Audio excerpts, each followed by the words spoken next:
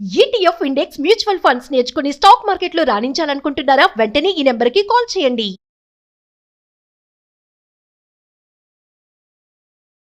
నమస్తే రమ్మగారు. నమస్తే జయ. రమ్మగారు, భగవంతుడిని ప్రతిరోజు ఆరాధించాలి, పూజించాలి.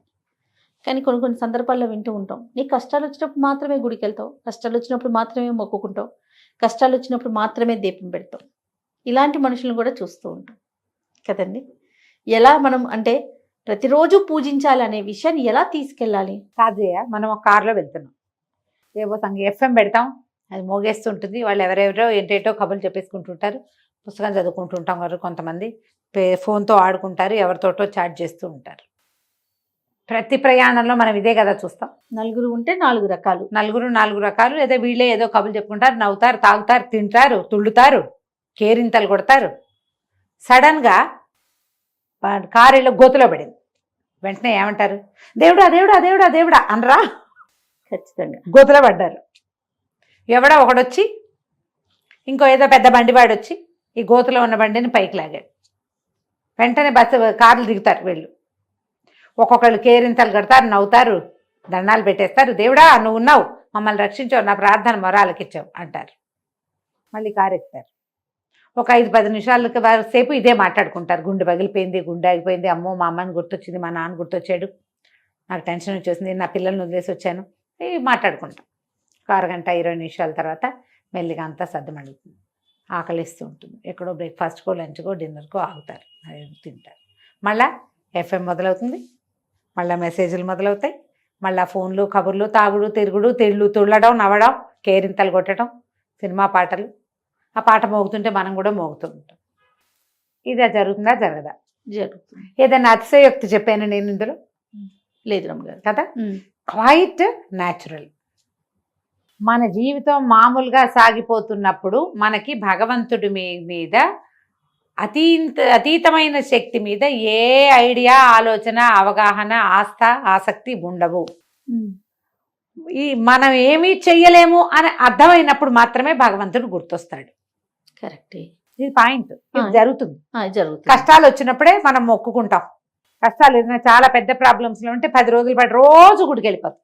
రోజు 40 ఆంజనేయ స్వామికి 40, ఇంకొక ఆయనకి ఇంకో 30, అమ్మవారికి ఒక 21 ప్రదక్షిణాలు చొప్పున చేసేస్తాం. ఆ గుడికి వస్తా, ఈ గుడికి వస్తా అని మొక్కుంటాం. చిన్న చిన్న ముడుపులు కట్టి పక్కన పెడతాం. ప్రాబ్లమ్స్ తీరాక గుర్తున్నంత మటుకు తీర్చేసుకుంటాం. చాలా కొద్ది మందే ఈ ప్రార్థనని కంటిన్యూ చేస్తారు. జీవితంలో మన వల్ల ఏది కాదు అని అర్థమైన వాళ్ళు రెగ్యులర్గా ప్రార్థనలో ఉంటారు. మనం ఏం కాదు, మొత్తం ఆయనే, అంతేనా? అది ఏదైనా సమస్య వచ్చాక తెలుస్తుంది కొంతమందికి. ఏ సమస్య రాకుండానే ఈ జీవితం అనేది భగవంతుడిచ్చిన వరం, అతడిని నిత్యము ప్రార్థించాలి అనే అవగాహన ఉండేవాళ్ళు కొంతమందే ఉంటారు. ఇందులో మళ్ళీ ఎంతసేపు పూజ చేసి చావుగొట్టి చెవులు మూసేవాళ్ళు దేవుడిని పడుకోనీరు, కూర్చోనీరు, నుంచోనీరు, అది జరుగుతాయి కొంత. కానీ ఈ రెగ్యులర్ ప్రార్థన విధానం ఉంది చూడు, ఆ నమ్మకము, ఆ అలవాటు తక్కువ ఉంటుంది. దీన్ని ఏం చేయాలి, ఎట్లా ఇది నేర్చుకోవాలి అంటే మనం పిల్లలకి నేర్పాలి. మనకి సాధారణంగా ఎలా ఉంటుంది, మనుషులు అన్నవాడికి ఏం చేసినా ఇదంతా నా ప్రతాపం అని ఉంటుంది. ఇప్పుడు నేను బోల్డ్ వీడియోలు చేస్తాను, నెలకు 50 వీడియోలు చేసేస్తాను మనం, అవునా కదా? రకరకాల విషయాలు మాట్లాడతాం. నువ్వు నన్ను అడుగుతావు, రామగారు ఇవన్నీ మీకు ఎలా తెలుసుంటే, నేను చిన్నప్పటి నుంచి చదువుకున్నాను, చిన్నప్పటి నుంచి చాలా పుస్తకాలు ఉన్నాయి మా ఇంట్లో, లోకజ్ఞానం ఉంది నాకు, మాది పల్లెటూరు, మేము బోళ్ళంతమంది అక్క చెల్లెళ్ళం, ఫ్యామిలీలు పెద్దవి, ప్రపంచాన్ని చూడడం వల్ల నాకు ఈ జ్ఞానం వచ్చింది, ఇది వచ్చింది, అది వచ్చింది, ఇది వచ్చింది చెప్తా. వీటన్నిటికీ ముందు ఒక వాక్యం ఎప్పుడు చెప్తానా జయ, నేను భగవంతుడు ఇచ్చిన అవకాశం. అవును, ఇంత దాన్ని నేను సంపాదించుకోలా, మా ఇంట్లో పుట్టడం నా ఛాయిస్ కాదు, ఈ మొత్తానికి కారణమైన మా ఇంట్లో నా పుటకుంది చూడు, అది భగవంతుడిచ్చిన అవకాశం. ఇంతమంది గెస్ట్లు ఉంటే సుమన్ టీవీలో కథలు చెప్పే అవకాశం నా ఒకదానికే రావడం భగవంతుడు ఇచ్చిన అవకాశం. దాన్ని అందిపుచ్చుకుని నేను ఏదో చేస్తున్నా, చేతనైంది. ఈ బేసిక్ పాయింట్ ఉంది చూడు, దైవానుగ్రహం వల్ల ఇది జరిగింది, తర్వాత నేను అప్పుడు నన్ను ఎవరో పట్టుకున్నారు, నేను చెరులో మునిగా, పైనుంచి పట్టుకున్నాడు ఒకడు, కాళ్ళు చేతులు ఆడిస్తా నేను. ఇప్పుడు నేను అది చేస్తున్నా, నన్ను పైనుంచి పట్టుకున్నవాడు ఎవడు? నేను నా గొప్ప చెప్పటాలా, నా సంగతి చెప్తున్నా మీకు.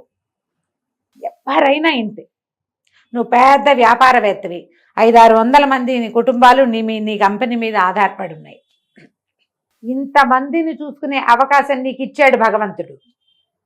మన సుమన్ టీవీ సంస్థలోనే 400-500 మంది ఉద్యోగులు ఉన్నారు. రోజుకి కొన్ని కోట్ల వ్యూస్ వస్తుంటాయి మనకి, 100 కొద్దీ వీడియోలు చేస్తాం.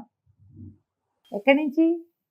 ఈ ఎంటర్టైన్మెంట్ ద్వారా ధన సంపాదనకి భగవంతుడు అవకాశం ఇచ్చాడు కంపెనీకి. ఇది ఒక బేసిక్ పాయింట్. దీన్ని రోజు మనం డబ్బు కొట్టుకుని చప్పట్లు చెప్పక్కర్లా, ఇక్కడ ఇక్కడ ఉంచుకోవాలి.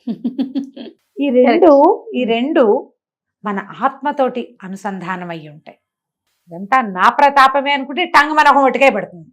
ఈ మొట్టికాయ ప్రపంచానికి కనబడపోయినా మనకి తెలుసు, మనకే తగులుతుంది కదా, మనకు తెలుసు కదా, మనకే బొప్పి కట్టిద్ది మనకే బొప్పి కడుతుంది.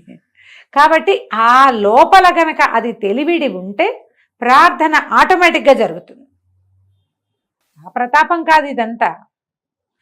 ఈ ప్రతాపాన్ని ఇలా చూపించటానికి నాకు భగవంతుడు అవకాశం ఇచ్చాడు అన్న ఒక్క నమ్మిక లోపల ఉంటే ప్రార్థన జరుగుతుంది. ఈ ప్రార్థనకమ్మా ఎంతసేపు నేను ప్రతిసారి మనం మాట్లాడినప్పుడల్లా చెప్తా, ఇన్ని పువ్వులు అన్ని పూసలు అవి ఏమిటో ఉంటేనే పూజ అని పొరపాటును కూడా అనుకోవద్దు. ఉండాలి, హృదయ కుసుమాన్ని సమర్పించాలి భగవంతుడికి, అంతే. అవేమిటో ఇవన్నీ చేయాల్సిందే, ఇంత చేయాలి, షోడశోపచారాలు చేయాలి, ఇంకేమిటో చేయాలి, చెప్పని భోగు చేయాల్సిందే, మడి మసానం అన్నీ ఉండాల్సిందే, అదంతా లేదమ్మా. అవన్నీ నీకు చేతొచ్చింది, నువ్వు చేయగలిగింది, నువ్వు పెట్టగలిగినంత.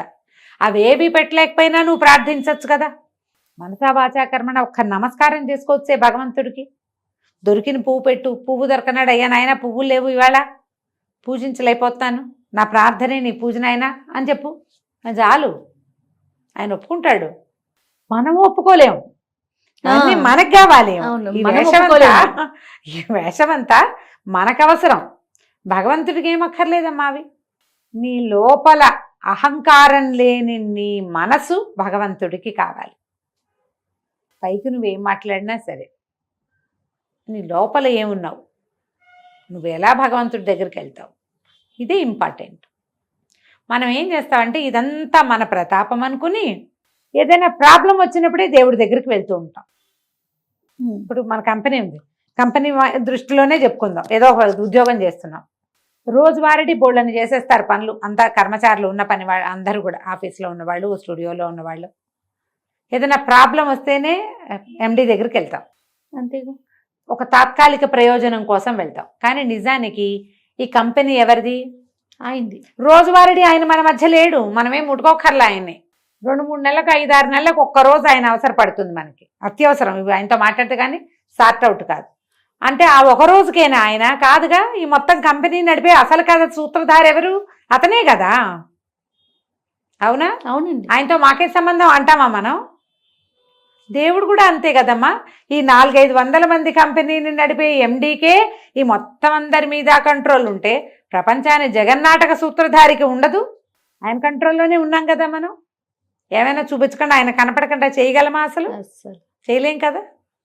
కాబట్టి లోపల తెలుసుకోండి. ప్రాబ్లమ్స్ వచ్చినప్పుడే దైవారాధన చేస్తాం అనే ఆలోచన మానండి, అది మంచిది కాదు.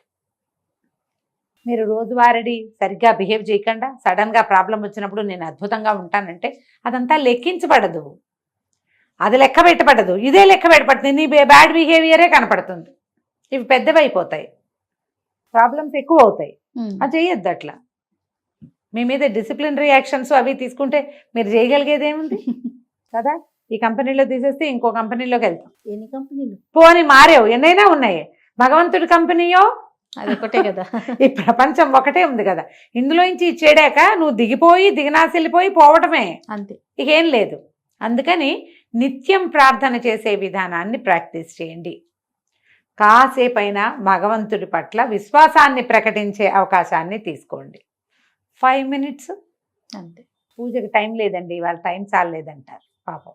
అంటే పూజ అనగానే మన దేవుడి మందిరం శుభ్రం చేయటము, దీపారాధన కుందులు తోముకోవటము, ఒక 50 రూపాయల పువ్వులన్నీ అమర్చటము, ఒక 20 రూపాయల పళ్ళు నివేదన పెట్టటము, దీపారాధన చేయటం, దీపాన్ని చుట్టూతా పువ్వులు పేర్చాలి, మనంత పని అదంతా కదా. ఒక దండం పెట్టడానికి అంత పని ఉందా? ఈ క్రియ సాయంకాలం చేసుకో, వెళ్ళేటప్పుడు దండం పెట్టుకుని వెళ్ళు. Minimum thing good morning. తెల్లవారు లేస్తే ఎంతమంది గుడ్ మార్నింగ్లు పెడుతున్నావమ్మా మనం? నేను అసలు స్పందించిన జయ నీకు పదే పదే చెప్తుంటాను నేను. కనీసం ఒక నెల రోజుల పాటు రోజు గుడ్ మార్నింగ్ గుడ్ నైట్ పెట్టిన తర్వాత బాబు మీకు విసుగు లేదా, ఎందుకు నైనా పెడతారు అని చెప్పాల్సి వస్తుంది. ఇవి గుడ్ మార్నింగ్లు పెట్టేటప్పుడు దేవుడికి కూడా చెప్పచ్చు కదా ఒక శుభోదయం. మనం ప్రాబ్లం వచ్చినప్పుడు పిలుస్తాను నేను, అప్పటి వరకు మా ఇంట్లో అసింటా ఉండు అని చెప్తామా? అలా చెప్పకూడదుగా. ఇలా చెప్పండి. రోజు నమస్కారం చేసుకోండి. నిద్ర లేచాక, లేవగానే, ఎక్కడికైనా బయటికి వెళ్ళేటప్పుడు, సాయంకాలం ఇంటికి బయటికి రాగానే, పని నుంచి తిరిగి రాగానే, రాత్రి పడుకునేటప్పుడు 4 పూటల భగవంతుడిని తలుచుకుని మీ ఇష్టదైవాన్ని ఒక నమస్కారం చేసుకోండి. ఇది మీరు పిల్లలకు కూడా చెప్పచ్చు, నేర్పించవచ్చు. నిత్యము దైవాన్ని మనతో ఉంచుకోవచ్చు మనం. అంతే. ప్రాబ్లమ్స్ వచ్చినప్పుడు ఎండి దగ్గర పరిగెత్తినట్టుగా పరిగెత్తద్దు. పరిగెత్తుదాం అప్పుడు కూడా, అవసరమైతే పరిగెత్తచ్చు. ఈ రోజువారీ గుడ్ మార్నింగ్ కూడా చెప్పండి. ఖచ్చితంగా. డెఫినెట్గా రమ్మగారు. నమస్తే. నమస్తే జయ.